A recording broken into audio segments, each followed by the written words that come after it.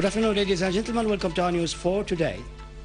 An official military source stated that army units in Daraa and its countryside continue to chase the armed gangs which attacked military positions and security forces. Those gangs cut off public highways in several places, stopped people, beat them up, and stripped them of their possessions in order to spread panic. They also attacked military points near the occupied Golan, killing 3 soldiers and wounding 15 others. Some armed bandits were also killed and wounded in the clashes. Several members of these gangs were captured and large amounts of various weapons and ammunition were confiscated. The army units continue to restore normal life to Daraa and its countryside in order to achieve security and stability. Solemn funerals were held for a host of army and security martyrs murdered by terrorist gangs yesterday. The funerals proceeded from Tishreen Military Hospital.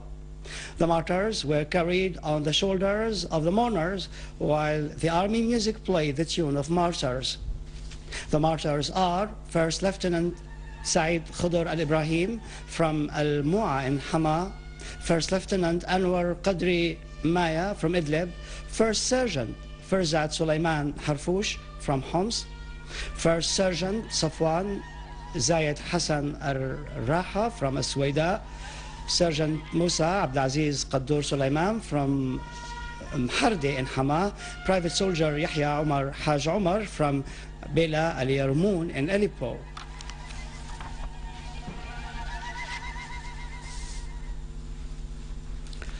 Fifteen martyrs from the army and the security forces, in addition to innocent civilians, were taken out yesterday in solemn funerals from Tishreen Military Hospital in Damascus.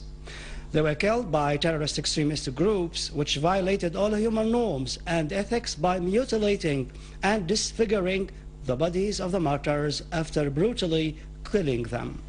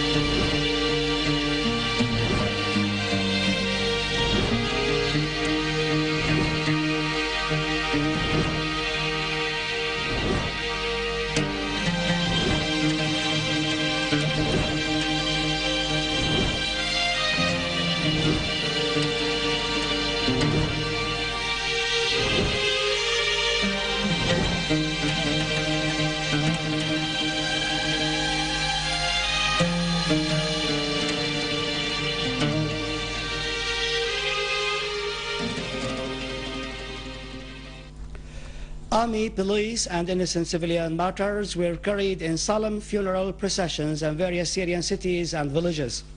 They were the victims of the terrorist gangs which spread death and destruction. The village of Hosh Arab in the Damascus countryside buried its martyr Abdelaziz Hussein Juma, while the mourners asserted that Syria would remain immune and guarded by the blood of the martyrs. The father of the martyr asserted that we are all ready to sacrifice our lives to protect our country. He prayed to God to save Syria from this plight and to restore its security and stability. The people of Jobar held a funeral for the martyr Basil Shibani, murdered in line of duty in Daraa.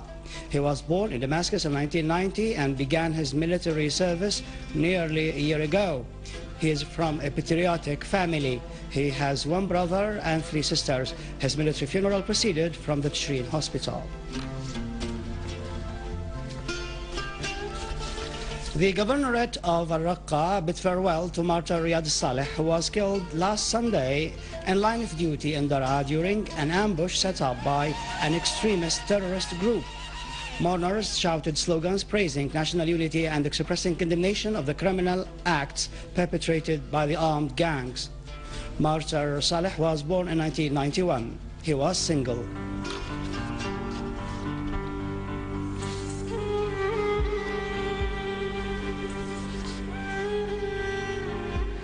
Thousands of people in Aleppo bid farewell to martyr Zaradesht Hassan Toti, who was shot dead by the terrorist groups in Daraa.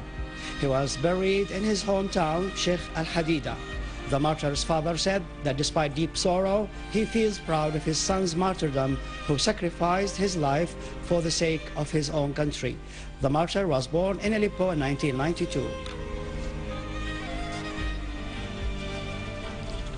Thousands of people from the village of Sanqul in Idlib and its countryside held a huge funeral for the martyr Nidal Muhammad Mahmoud, who was killed along with his colleagues by treacherous terrorists while he was carrying out his duty of protecting his homeland and guarding its security.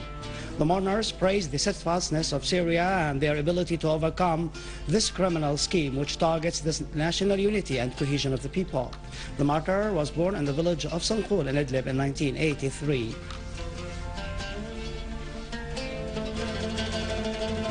A solemn funeral procession was held in Suwaida yesterday for the martyr First Sergeant Iyad Hassan Zainuddin, murdered by the terrorist gangs while he was carrying out his national duty defending his homeland last Sunday. His father said the martyr offered his life in defense of our country, following in the steps of his brother who was martyred in the October War of 1973. The martyr was born in the village of Najran in 1973. He was married and had 2 daughters.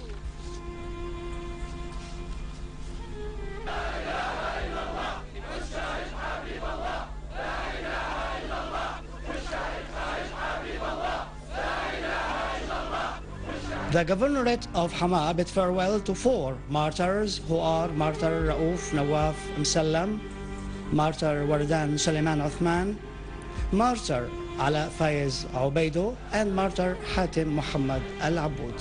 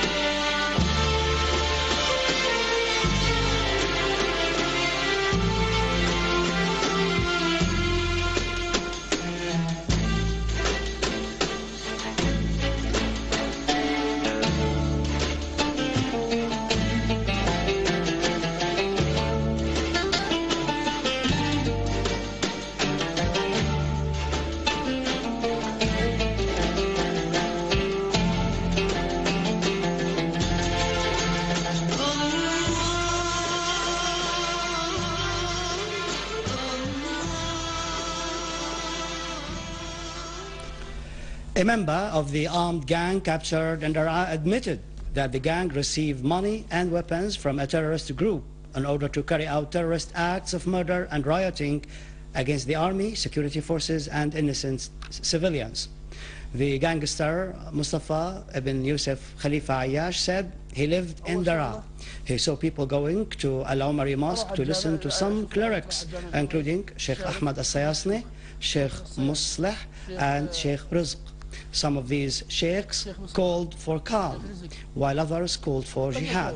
The gangster said the instigators included one called Ibrahim al-Nayaf al-Masalmi, who gave him 50,000 Syrian pounds and asked him to go for jihad. The gangster asked Masalmi about whom he should kill, for all citizens were our brothers. Masalmi answered that Sheikh Ahmad al-Sayasni gave fatwa that those were Zionists. Weapons were given to all gangsters, young and old, even to children 5 years old. Masalmi promised to give the gangster Khalifa Ayyash 1 million Syrian pounds. Weapons were given to more than 500 persons. Large amounts of automatic machine guns, pistols, and a great deal of ammunition were confiscated.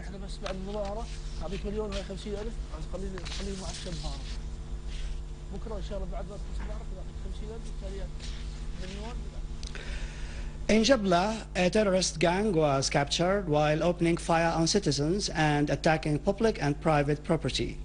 Their weapons were confiscated. They included hand grenades, explosive devices, and night binoculars. Security forces and police are interrogating members of this gang in order to know their motives and their instigators. These gangsters spread panic among citizens.